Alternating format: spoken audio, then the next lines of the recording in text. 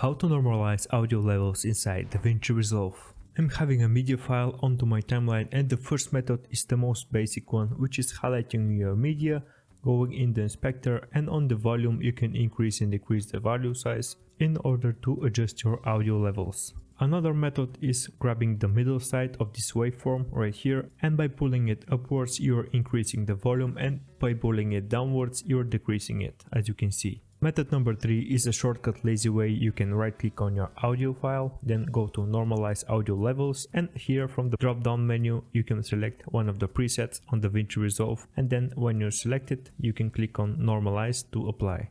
I really don't recommend this method unless you want to save a lot of time and use a shortcut like this one. There is also another way that you can do it, and that is by going to your audio tab, also called as Fairlight tab, right here. Once inside, you want to expand your window panel next to the mixer, which is located on the bottom right side. As you can see, I'm expanding it now, and you want to click on Dynamics on audio channel number 1 because my media is on audio channel number 1.